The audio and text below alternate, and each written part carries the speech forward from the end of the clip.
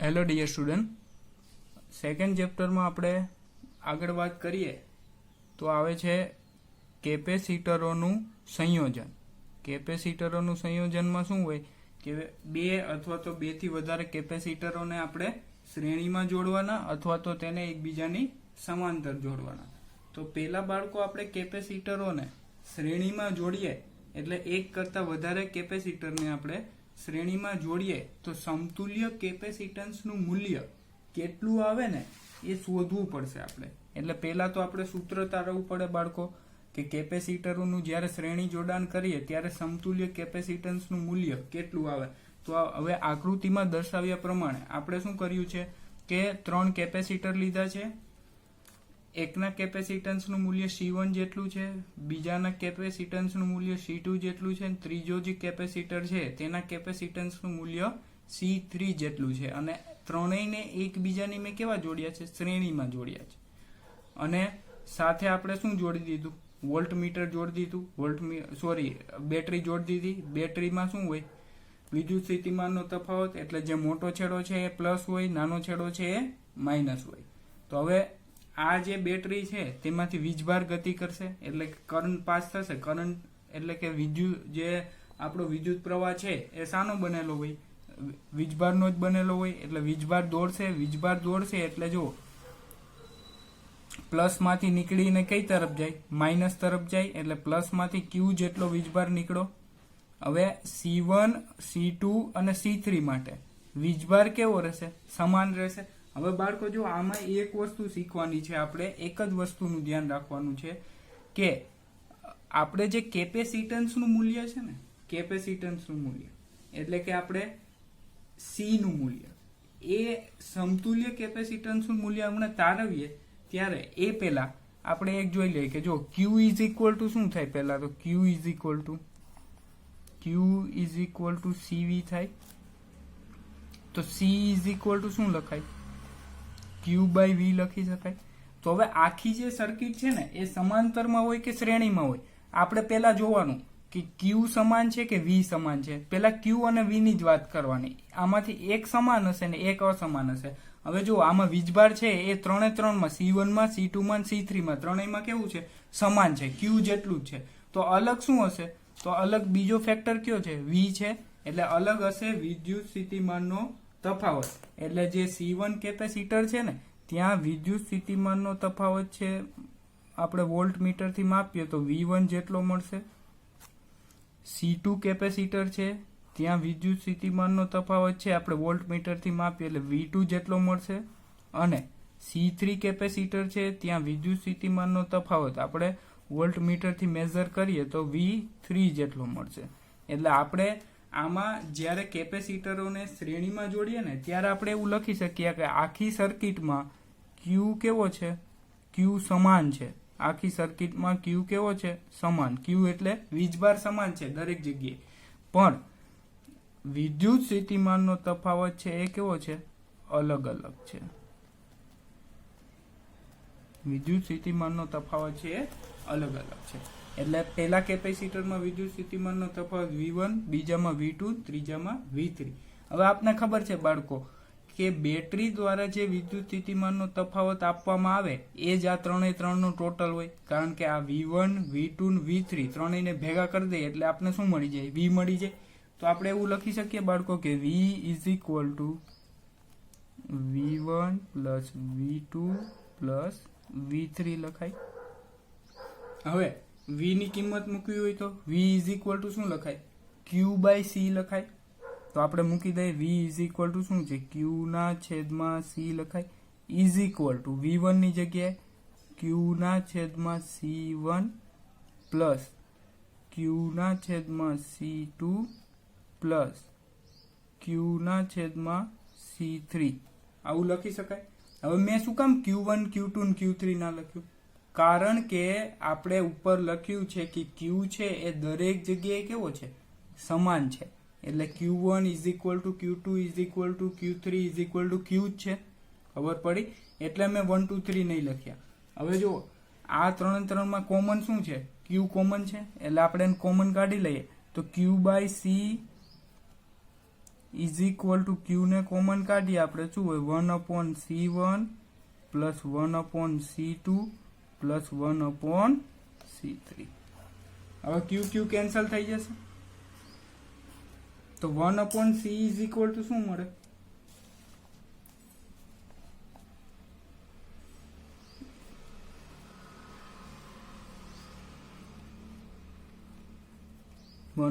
C2 plus 1/C3. આ મળી ગયું આપણે સમતુલ્ય કેપેસિટન્સનું સૂત્ર કે આપણે આખી જે સર્કિટ છે તેનું કેપેસિટન્સનું મૂલ્ય શોધવું હોય તો 1/C ઇઝ ઇક્વલ ટુ આપણે જેટલા કેપેસિટન્સને શ્રેણીમાં જોડ્યા છે એ બધાને શું કરી નાખવાનું 1/C1 plus 1/C2 plus 1/C3. પણ 3 અથવા તો 3 થી વધારે કેપેસિટરો છે એ સામા હોવો જોઈએ, શ્રેણીમાં હોય તો જ આપણે 1/C is equal two 1/C1 plus 1/C2 plus 1/C3 લખી શકીએ. ખબર પડી બાળકો? તો હવે આપણે એક એક્ઝામ્પલ ગણીએ. એક નાનું એવું એક્સ્ટ્રામાં ઉદાહરણ આપી દઉં કે ફોર એક્ઝામ્પલ 2 કેપેસિટરો છે આપણી પાસે. દાખલા તરીકે 2 કેપેસિટર છે આપણી પાસે. એક છે C1, બીજું છે C2. બંનેને આપણે કોની સાથે જોડવાના હોય? બેટરી સાથે. હવે આપણે એવું કીધું છે કે આ જે સર્કિટ છે ને તેનો સમતુલ્ય કેપેસિટન્સનું મૂલ્ય શોધો કે જ્યાં C1 ઇઝ ઇક્વલ ટુ છે 1 માઇક્રોફેરાડે અને C2 ની કિંમત છે ધારો કે 2 માઇક્રોફેરાડે. તો હવે આપણું જે આખી સર્કિટ છે એમાં સમતુલ્ય કેપેસિટન્સનું મૂલ્ય શોધવું હોય તો પહેલા જોવાનું કે બંને કેપેસિટર છે શ્રેણીમાં છે કે સમાંતર છે. તો આપણને ખબર પડે કે બંને કેપેસિટર છે એ શ્રેણીમાં છે. તો શ્રેણીમાં છે તો સમતુલ્ય કેપેસિટન્સનું સૂત્ર શું છે? તો 1/C is equal two 1/C1 plus 1/C2. હવે આપણે આને સોલ્વ કરીએ તો 1/C ઇઝ ઇક્વલ ટુ આવું લખાય C2 પ્લસ C3 છેદમાં C1 ઇન્ટુ C2. સોરી, અહીંયા 1 આવશે ને. શું કર્યું? એલસીએમ લઈ લીધો, લસા લઈ લીધો. હવે C ની કિંમત જોતી હોય તો આખું સમીકરણને ઉલટાવી દેવું પડે. હવે C ઇઝ ઇક્વલ ટુ શું લખાય? C1 ઇન્ટુ C2 છેદમાં C1 પ્લસ C2 આવું લખાય. હવે C1 ને C2 ની કિંમત મૂકી દઈએ તો શું વધે? C is equal two C1 ની કિંમત કેટલી છે? 1 માઇક્રોફેરાડે. તો 1 માઇક્રોફેરાડે ઇન્ટુ 2 માઇક્રોફેરાડે છેદમાં 2 પ્લસ 1 અથવા તો 1 પ્લસ 2. તો C ઇઝ ઇક્વલ ટુ કેટલા મળે? 2/3 માઇક્રોફેરાડે. તો 2/3 કરશો ને તો કિંમત આવશે C સમતુલ્ય કેપેસિટન્સની 0.6666 માઇક્રોફેરાડે. તો આવી રીતે શોધવાનું બાળકો. ખબર પડી? તો આ થઈ ગયું કેપેસિટરનું શ્રેણી જોડાણ. હવે 2 અથવા તો 2 થી વધારે કેપેસિટરો છે આપણે તેને સમાંતર જોડ્યા હોય તો સમતુલ્ય કેપેસિટન્સનું મૂલ્ય કેટલું આવે તો હવે એનું સૂત્ર તારવીએ આપણે. તો જો શું છે? કેપેસિટરોનું સમાંતર જોડાણ. તો હવે કેપેસિટરને 3 કેપેસિટર છે આપણી પાસે C1 C2 C3. ત્રણેયને એકબીજાની શેમાં જોડ્યા છે? સમાંતર જોડેલા છે બાળકો. અને 3 ને કોની સાથે જોડેલા છે? બેટરી સાથે જોડેલા છે. હવે આપને ખબર છે બેટરીમાંથી શું નીકળે? વીજભાર નીકળે. હવે આ જે વીજભાર છે એ કઈ તરફ જાય? તો કે પ્લસ થી માઇનસ તરફ. તો મૂકી દઈએ તો આ પ્લસ થી નીકળો, આ ક્યુ આ જગ્યાએ પહોંચ્યું. હવે જુઓ, હવે આ જે ક્યુ છે ને એ 3 રસ્તા પકડે છે એટલે 3 ભાગમાં વિભાજિત થઈ જાય છે. તો માની લો કે આ જે પહેલો રસ્તો છે ને ત્યાં વીજભાર ગયો Q1 જેટલો. કેટલો ગયો? Q1 જેટલો. બીજા રસ્તામાં વીજભાર છે Q2 જેટલો ગયો. અને ત્રીજા રસ્તામાં વીજભાર છે કેટલો ગયો? Q3 જેટલો ગયો. એટલે એનો મતલબ એવો થયો કે આપણું જે કેપેસિટર 1 છે ને એને Q1 જેટલો વીજભાર મળે છે, કેપેસિટર 2 ને Q2 જેટલો વીજભાર મળે છે, તો કેપેસિટર 3 ને Q3 જેટલો વીજભાર મળે છે. તો બાળકો આપણે પહેલા જોયું હતું કે Q ઇઝ ઇક્વલ ટુ શું લખાય? CV લખાય. તો સી ઇઝ ઇક્વલ ટુ શું લખાય? ક્યુ બાય વી લખાય. તો હવે આપણે જોયું કે ત્રણે ત્રણ કેપેસિટરમાં ક્યુ કેવો છે? અલગ અલગ છે. તો સમાન શું હશે? તો બીજો ફેક્ટર શું છે? વી. ખબર પડી? આપણે બે જ વાત કરવાની, ક્યુ ની અને વી ની. બે માંથી એક સમાન હશે અને એક અલગ અલગ હશે. તો હવે જુઓ, આમાં એવું લખી શકાય કે સમાંતર જોડાણમાં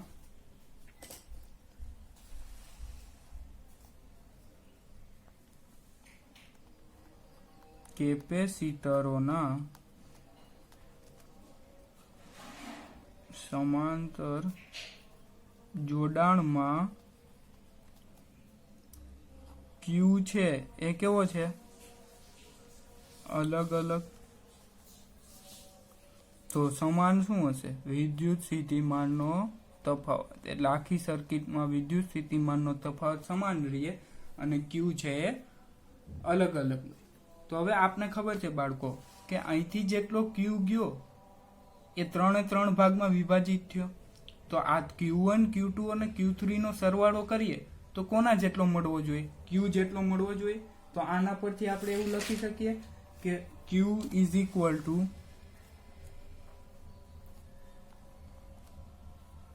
Q1 plus Q2 plus Q3. આવું લખી શકાય. હવે Q ઇઝ ઇક્વલ ટુ તો શું છે? CV છે. તો એ કિંમત મૂકી દો કે CV is equal two C1V plus C2V plus C3V. હવે બાળકો મેં એવું કેમ ના લખ્યું કે અહીંયા C1V1 plus C2V2 plus C3V3? એવું શું કામ ના લખ્યું? કારણ કે ઉપર જો V કેવો છે? દરેક જગ્યાએ સમાન છે. તો V1, V2, V3 લખવાની વાત જ નથી આવતી. V1 is equal two V2, V is equal two V3 is equal two શું છે? V છે. એટલે આપણે નામ આપવાની વાત જ નથી આવતી. ખબર પડી? તો હવે તેમાંથી કોમન શું નીકળે? તો કે જો V ને કોમન કાઢીએ તો શું થાય? C1 plus C2 plus C3 મળે. તો હવે જો V કેન્સલ. તો C ઇઝ ઇક્વલ ટુ શું મળ્યું આપને? C is equal two C1 plus C2 plus C3. તો આ મળી ગયું કે જ્યારે આપણે કેપેસિટરોને સમાંતર જોડેલા હોય અને સમતુલ્ય કેપેસિટન્સનું મૂલ્ય આપણે જોતું હોય તો C ઇઝ ઇક્વલ ટુ શું કરવાનું? ત્રણે ત્રણ કેપેસિટરનો શું કરી દેવાનો? સરવાળો કરી દેવાનો. 4 કેપેસિટર આપ્યા હોય તો ચારે ચાર કેપેસિટન્સના મૂલ્યનો સરવાળો કરી દેવાનો. 2 આપ્યા હોય તો 2 કરી દેવાનો. તો જોઈએ આપણે એક ઉદાહરણ દ્વારા. તમને એવું આપેલું છે બાળકો કે દાખલા તરીકે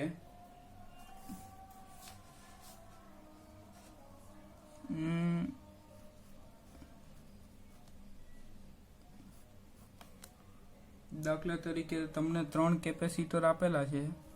રફમાં આકૃતિ દોરી દઉં.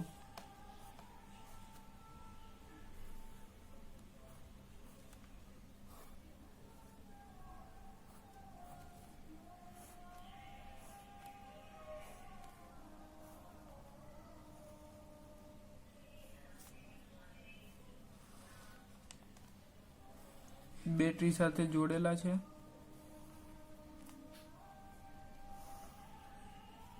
આ છે C1, C2, C3. આ બેટરીનો પ્લસ માઇનસ V. હવે આપણે C1, C2 અને C3 ની કિંમત આપેલી છે. માની લો કે C1 ઇઝ ઇક્વલ ટુ છે 1 માઇક્રોફેરાડે, C2 ઇઝ ઇક્વલ ટુ છે 2 માઇક્રોફેરાડે અને C3 ઇઝ ઇક્વલ ટુ છે 3 માઇક્રોફેરાડે. તો તમને એવું પૂછ્યું છે કે આખી સર્કિટમાં સમતુલ્ય કેપેસિટન્સનું મૂલ્ય શોધો. તો હવે આપણે ખબર છે બાળકો કે ત્રણે ત્રણ કેપેસિટર છે એ સમાંતર જોડેલા હોય તો સમતુલ્ય કેપેસિટન્સનું મૂલ્ય શું લખાય? ત્રણે ત્રણ કેપેસિટન્સનો સરવાળો કરી દેવાય ડાયરેક્ટ. તો CEQ એટલે કે આ EQ છે ને એ શું છે? ઇક્વિવેલન્ટ. ઇક્વિવેલન્ટ એટલે સમતુલ્ય. ખબર પડી? ઇઝ ઇક્વલ ટુ શું લખાય? C1 plus C2 plus C3 લખાય. તો C equivalent is equal two C1 ની કિંમત 1, 2, 3. તો કેટલી આવી?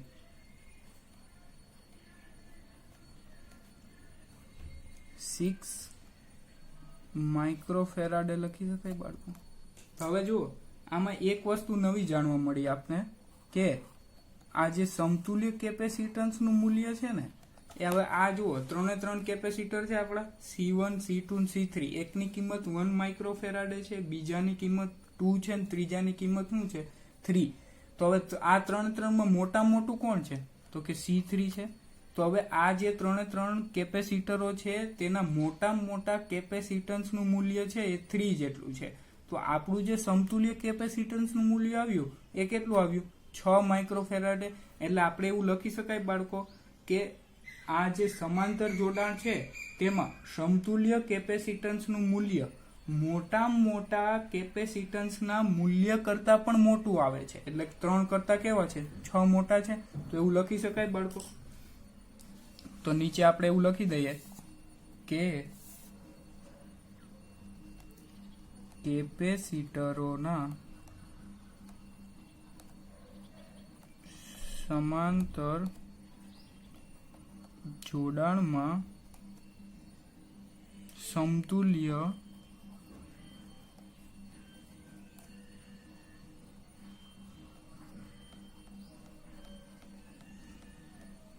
કેપેસિટન્સનું મૂલ્ય મોટામાં મોટા કેપેસિટન્સના મૂલ્ય કરતા પણ મોટું આવે છે. એટલે કેપેસિટરોના સમાંતર જોડાણમાં સમતુલ્ય કેપેસિટન્સનું મૂલ્ય મોટા કેપેસિટન્સના મૂલ્ય કરતા પણ મોટું આવે છે. ખબર પડી બાળકો? તો આ હતું કેપેસિટન્સનું શ્રેણી જોડાણ અને સમાંતર જોડાણ. જો આપણે એક વસ્તુ યાદ રાખવાની કે જો આપણે શ્રેણીમાં જોડ્યા હોય તો 1/C is equal to 1/C1 plus 1/C2 plus 1/C3 લખાય. જો કેપેસિટરોને આપણે સમાંતરમાં જોડ્યા હોય તો C is equal to C1 plus C2 plus C3 લખાય. તો હવે પાછળ એક લખી દઉં તમને. ચલો,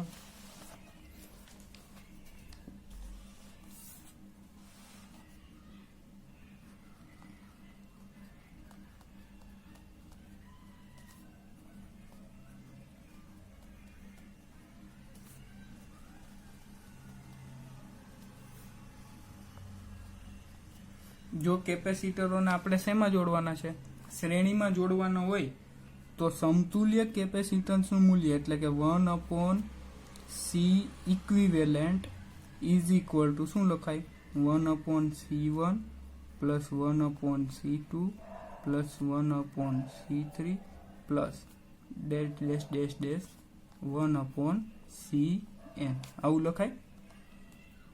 એટલે જેટલા કેપેસિટર જોડ્યા હોય એટલા લખવાના. હવે જો કેપેસિટર છે